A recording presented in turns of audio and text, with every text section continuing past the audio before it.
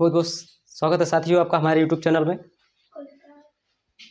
चलिए हम आगे पढ़ते हैं। हम पढ़ रहे थे वर्ग और वर्गमूल, स्क्वायर एंड स्क्वायर रूट्स।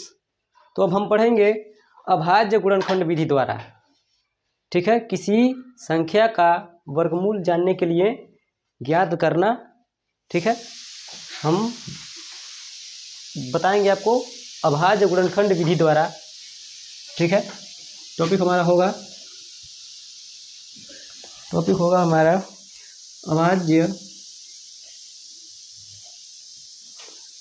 अभाज्य गुणनखंड विधि द्वारा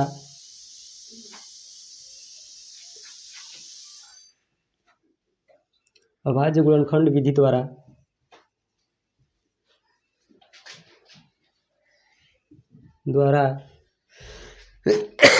किसी संख्या का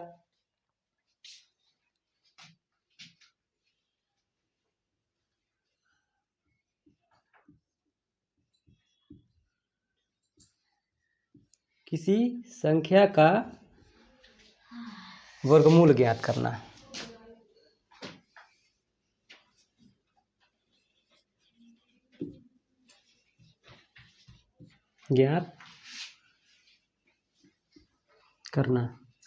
अभाज्य गुणनखंड विधि द्वारा की संख्या का वर्गमूल ज्ञात करने के लिए हमें कुछ निम्न बिंदुओं पर ध्यान देना होगा। जैसे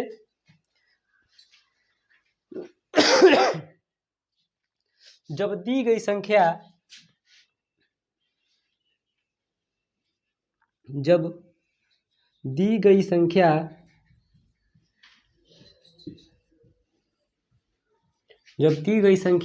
छोटी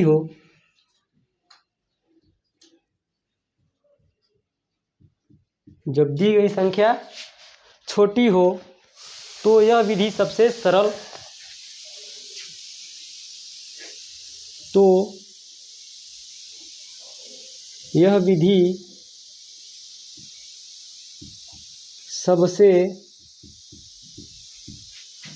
सरल यानी सबसे आसान या उपयुक्त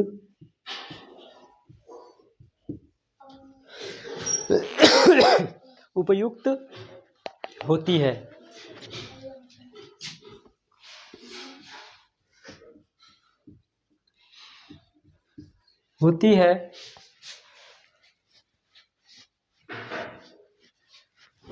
इस विधि में हम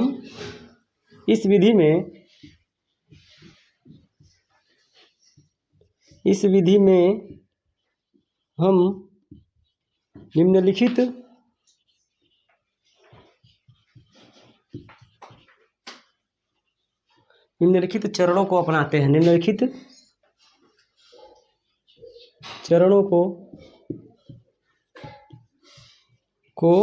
अपनाते हैं। अपनाते हैं। ठीक है, अभाज्य गुणनखंड विधि द्वारा किसी संख्या का पूर्ण वर्गमूल ज्ञात करना। किसी संख्या का वर्गमूल ज्ञात करना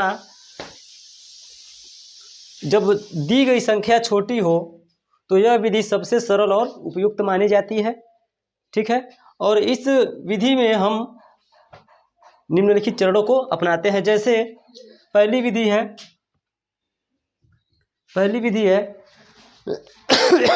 दी गई संख्या के अभाज्य गुणनखंड के और दी गई संख्या के जो संख्या दी गई होती है, दी गई संख्या का गुणनखंड करते हैं।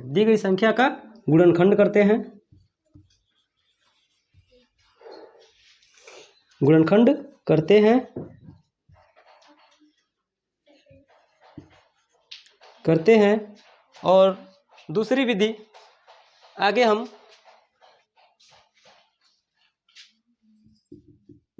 जो संख्या से जो हमें जो संख्या के मतलब एक समान गुणनखंडों के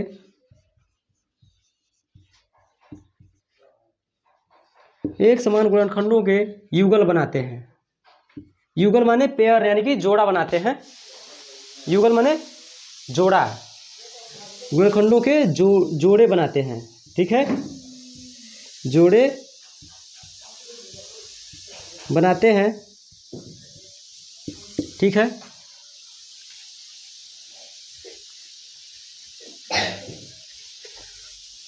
और प्रत्येक जोड़े में से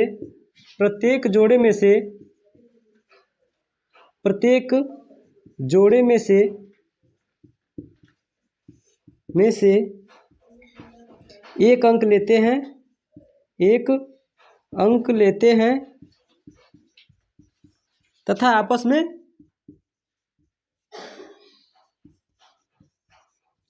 गुणा कर देते हैं। ठीक है, गुणा कर देते हैं। ये है हमारे नियम। अभाज्य गुणनखंड विधि द्वारा किसी संख्या का पूर्ण वर्ग ज्ञात करने के लिए इन नियमों का हमें अनुपालन करना होता है। ठीक है, तो साथियों एग्जाम्पल के तौर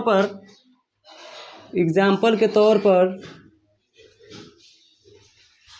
हम 11,025 का वर्गमूल 11,025 का वर्गमूल ज्ञात करना है। ठीक है, 11,025 का वर्गमूल ज्ञात कीजिए। नियमानुसार 11,025 का वर्गमूल ज्ञात कीजिए। नियमानुसार सबसे पहले हम बताए हैं कि दिए हुए संख्या का हम क्या करेंगे, गुणनखंड करेंगे। ठीक है, 11,025 का हम क्या करेंगे, गुणनखंड करेंगे। ठीक है, एक बार फिर बताएंगे आपको कि गुणनखंड ज्ञात करने से पहले, गुणनखंड करने से पहले हम देख लेते हैं कि जो लास्ट डिजिट है वह सम संख्या है या विषम संख्या है। तो यहाँ पे हम देखते हैं कि 5 है तो क्या है, विषम संख्या है। तो सबसे पहले हम क्या करेंगे, 3 से चेक करते हैं कि कटेगा कि नहीं। चलिए चेक करते हैं।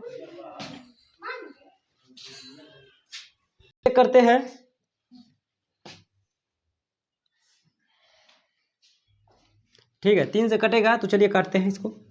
3 त्रिका 9, ठीक है, 2 बचता है, फिर 3 छके 18, फिर 2 बचता है, 3 7 21, 3 5 15। ठीक है, फिर 3 से काटते हैं, 3 एकने 3, 3 दूना 6, 3 दूना 6, 3 5 15। अब 3 से नहीं कटेगा। ठीक है, अब कटेगा 5 से कटेगा। ठीक है ना, 5 दूना 10, 5 चौको 20, 5 5 25, 5 चौको 20, 5 9 45। अब 49 आ गया तो हम जानते हैं 49 7 का वर्ग है, यानी कि हम क्या करेंगे, 7 से काटेंगे। ठीक है, 7 सते 49, 7 एकने 7। अब हम जो चरण बताए हैं, 3 चरण बताए हैं। पहला चरण तो ये था कि हम दिए हुए संख्या का गुणनखंड करेंगे, और दूसरा क्या बताए हैं, गुणनखंडों का जोड़ा बनाएंगे। ठीक है, तो चलिए जोड़ा बनाते हैं। 11,025 का क्या करेंगे, हम गुणनखंड का जोड़ा बनाएंगे, यानी कि 2 गुणे 2 गुणे 3 गुणे 3, 3 गुणे 3 गुणे 5 गुणे 5 गुणे 7 गुणे 7, जोड़ा बना देते हैं। अब जो तीसरा स्टेप लिखवाए हैं, तीसरे स्टेप में बने हुए जोड़ों से क्या करते हैं, एक एक अंक ले लेते हैं। यानी कि 3 का जोड़ा बना है तो केवल 1 लेंगे, इसमें से 3 ले लेंगे। 5 का जोड़ा बना है तो उसमें से 1 ले लेते हैं 5, और 7 का जोड़ा बनाते हैं तो ये ले लेते हैं। उसके बाद क्या करते हैं, प्राप्त अंकों का क्या करते हैं, एक दूसरे में गुणा कर देते हैं। ठीक है, यानी कि 3 5 15, 15 7 105। ठीक है, 15 7 105, यानी कि 11,025 किसका वर्ग है, 105 का वर्ग है। ठीक है, समझ में आया आप लोगों को। तो हम दूसरा एग्जाम्पल लगाएंगे, 1296 का वर्गमूल ज्ञात कीजिए। ठीक है, कोई बदलाव नहीं करना है और कोई बड़ी चीज़ नहीं है, केवल हम लोग को समझने की दिक्कत है।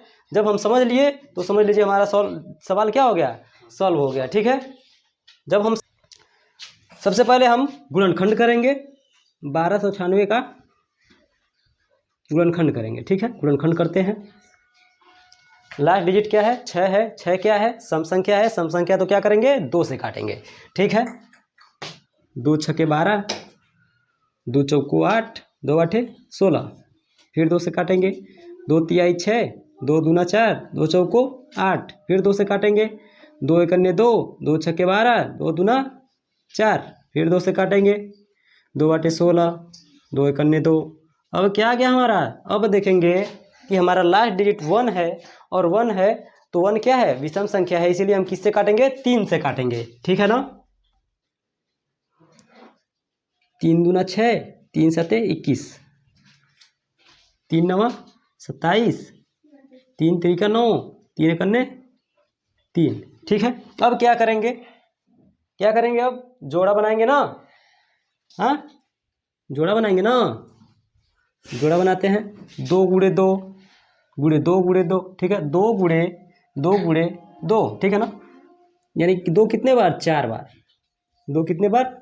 4 बार। उसके बाद 3 कितने बार? 4 बार।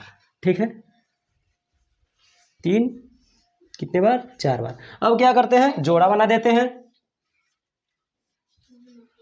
अब जोड़ा बनाने के बाद 1 अंक लेते हैं। ठीक है, ध्यान से देखिएगा, जोड़ा बनाने के बाद 1 अंक लेते हैं। यानी कि जोड़ा 2 का जोड़ा बना तो 2 ले लिया, यहाँ 2 का जोड़ा बना तो 2 ले लिया, यहाँ 3 का जोड़ा बना तो 3 ले लिया, और यहाँ पे 3 का जोड़ा बना तो 3 ले लिया। यानी कि अब क्या करेंगे? प्राप्त संख्याओं को आपस में गुणा कर देते हैं। यानी कि 2 दूना 4, तिया 12, तिया 36। ठीक है, यानी कि 1296 किसका वर्ग होगा?